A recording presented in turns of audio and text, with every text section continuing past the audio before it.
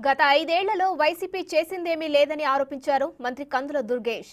చంద్రబాబు పవన్ ను విమర్శించడం తప్ప అభివృద్ధి జరగలేదని విమర్శించారు. ఇచ్చిన హామీలను అమలు చేసి తీరతామంటున్న మంత్రి కందుల దుర్గేష్ తో మా ప్రతినిధి రాజేష్ ఫేస్ టు ఫేస్.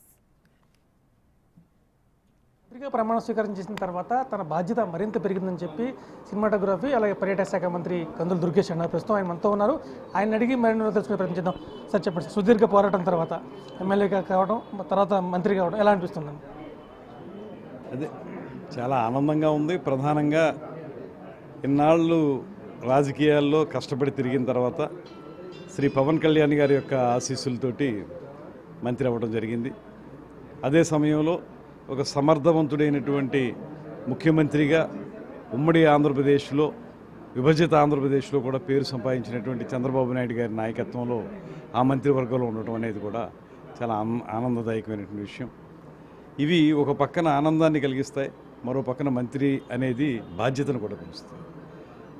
మా మంత్రివర్గ శాఖకు సంబంధించినటువంటి పూర్తి వివరాలు తెలుసుకుని దాన్ని ఎలా అభివృద్ధి చేయాలనేటువంటిది ఒక పక్కన రాష్ట్ర స్థాయిలో, మరో పక్కన శాసనసభ్యునిగా మా నియోజకవర్గాన్ని, నన్ను ఎన్నుకున్నటువంటి నియోజకవర్గంలో ప్రజలకు ఏ రకంగా సహాయపడగలననేటువంటి అంశం మరొకటి.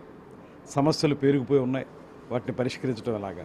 5 సంవత్సరాల కాలంలో ఎక్కడా కూడా ఏ రకమైన సమస్య కూడా పరిష్కారం కానిటువంటి సందర్భంలో ఇవాళ మా మీద చాలా బాధ్యత వచ్చింది. దాని ప్రకారం ఒక్కొక్కటిగా సమస్యల్ని పరిష్కరించుకుంటూ వెళతాం. అదే సమయంలో మంత్రిగా పూర్తి స్థాయి అవగాహన తీసుకుని మంత్రిత్వ శాఖ మీద దాన్ని కూడా ముందుకు తీసుకెళ్ళడానికి ప్రయత్నం చేస్తాం. ముఖ్యంగా రాజకీయ ప్రత్యర్థులను ఢీకొనడం మీకు కొత్త ఏం కదా. దాంతోపాటు మానసికంగా ఇంట్లో కూడా తల్లిగారిని కోల్పోవడం, భార్య గారిని కోల్పోవడం, అవన్నీ తట్టుకుని ఎలా ప్రజాక్షేత్రంలోకి వెళ్ళగలిగారు వాళ్ళని? మీకు ఆ టైంలో మీకు లభించిన ఆదరణ ఎలా అనిపించింది? నిజానికి ఎవరు కూడా ఏకకాలంలో ఇంత పెద్ద ఇబ్బందిని ఎదుర్కొని ఉండరు. నాకు ఒకేసారి మా సహధర్మచారిని, అదేవిధంగా 3 నెలలు గ్యాప్లో మా తల్లిగారు ఇద్దరు కాలం చేయటం, ఎవరైతే నా ఉన్నతిని చూసి ఆనందిస్తారో ఆ ఇద్దరూ నాకు దూరం అవడం అనేది ఇప్పటికీ ఎప్పటికీ కూడా నా మనసులో ఉండేటువంటి వెలితి. అయితే ప్రజా జీవితంలో ఉన్నాం కనుక ఆ వెలితిని లేకపోతే ఆ బాధని దిగమింగుకుని ప్రజా జీవితంలో ముందుకెళ్లాల్సిన అవసరం ఉంది. అందుకే మనసులో ఎంత బాధ ఉన్నప్పటికీ కూడా ప్రజలతో కలిసి ముందుకు వెళ్ళాను. అదే సమయంలో మా అధ్యక్షులు పవన్ కళ్యాణ్ గారు నాకు అందించినటువంటి సహకారం, వారు ఒకటే మాట చెప్పారు, మీరు ఎంతో బాధలో ఉన్నారు, కొంచెం మీరు రాజకీయాల్లో మరింత యాక్టివ్ అవడం ద్వారా లేకపోతే ఎన్నికల్లో పోటీ చేయడం ద్వారా ఆ బాధ మీకు కొంత దూరం అయ్యే అవకాశం ఉంది, కాబట్టి మీరు ఖచ్చితంగా పోటీ చేయాలనేటువంటి మాట కూడా వారు చెప్పడం, అది కూడా నాకు చాలా స్థైర్యాన్ని ఇచ్చింది. ఆ రకంగా కూడా పవన్ కళ్యాణ్ గారికి నేను ప్రత్యేకమైనటువంటి ధన్యవాదాలు తెలియజేస్తున్నాను. ఆయన ఇచ్చినటువంటి ధైర్యంతో మనం బాధను దిగమింగుకుని ప్రజా జీవితంలో ముందుకు వెళ్ళడానికి అవకాశం దొరికింది. మరి పైనుంచి వారిద్దరూ ఏదైతే కోరుకున్నారో వారిద్దరి ప్రకారం నేను ఎమ్మెల్యే అవడం, తర్వాత మంత్రి కూడా అవడం జరిగింది. దీనికి పవన్ కళ్యాణ్ గారికి, చంద్రబాబు నాయుడు గారికి ప్రత్యేకమైన ధన్యవాదాలు. మంచి వక్తగా మీకు చాలా పేరుంది. అందులో నేపథ్యంలోనే సాంస్కృతిక శాఖ, ఈ సినిమాటోగ్రఫీ కానీ, పర్యాటక శాఖ కానీ ఇవన్నీ మీకు ఇచ్చి ఉంటారు అనుకోవచ్చా? ప్రయారిటీ ప్రకారం చూస్తే చంద్రబాబు నాయుడు గారు గత మంత్రివర్గంలో చూసినా కూడా పర్యాటకం అనేది చాలా ప్రాధాన్యత ఆయన ఇచ్చారు గతంలో.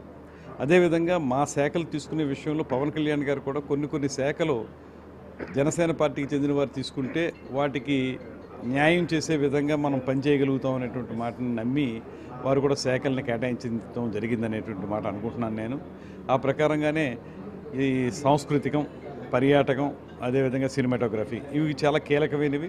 ముఖ్యంగా విభజిత ఆంధ్రప్రదేశ్కి ఆదాయ వనరులు రావాలన్నా లేకపోతే సుందరమైనటువంటి ఆంధ్రప్రదేశ్ తయారవ్వాలన్నా పర్యాటకం చాలా అవసరం ఉంది. దానికి గడిచిన 5 సంవత్సరాల కాలంలో వైఎస్ఆర్ కాంగ్రెస్ పార్టీలో పనిచేసినటువంటి పర్యాటక మంత్రులు ఎవరో కూడా పవన్ కళ్యాణ్ గారిని వ్యక్తిగత దూషణలు చేయడానికే వాళ్ళు టైం కేటాయించారు తప్పితే ఏనాడు కూడా వాళ్ళు ఆ మంత్రిత్వ శాఖ మీద పట్టు సాధించలేదు. అలా కాకుండా మాకు మా నాయకులు చెప్తున్న మాట కూడా కక్ష సాధింపు అనేది దూరంగా పెడదాం, తప్పు చేసిన వాళ్ళు శిక్ష అనుభవించాల్సిందే, చట్టపరంగా ఉండాలి తప్పితే కక్ష సాధింపుగా ఉండకూడదు అనేటువంటి మాట చెప్తూనే మనం మా మంత్రిత్వ శాఖలు బాగా పనిచేయాలనేటువంటి మాట చెప్తున్నారు. అందువల్ల దూరంగా ఉండాలి. వాళ్ళు మాత్రం కూటమి నేతలు మాపై దాడి చేస్తున్నారు, మాకు రక్షణ కల్పించండి అని చెప్పి రాష్ట్రపతిని కలపడం, గవర్నర్ని కలపడం, ఇలా రకరకాలుగా విజయసాయి రెడ్డి గారు కావచ్చు, సజ్జల రామకృష్ణ గారు కలుస్తూనే ఉన్నారు. మరి మీ దాడులు చేస్తున్నారు చెప్తున్నారు.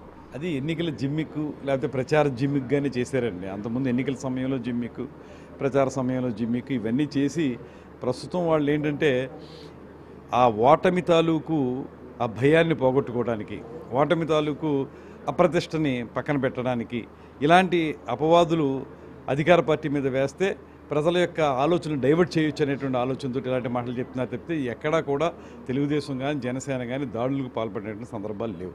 పోలింగ్ సమయంలో కాస్త మానసికంగా ఇబ్బంది ఎదుర్కొన్నా తమ అధినేత ఇచ్చిన భరోసా కావచ్చు, ప్రజలు చూపిన ఆదరణ కావచ్చు, ఎన్నికల్లో తమ విజేతగా నిలబెట్టాయి. ఖచ్చితంగా ప్రజలకు సేవ చేసుకుని ముందుకు సాగుతామని చెప్పి దుర్గేష్ స్పష్టంగా చెప్పారు. కెమెరామెన్ రవిశంకర్తో రాజేష్, బిగ్ టీవీ, తూర్పుగోదావరి.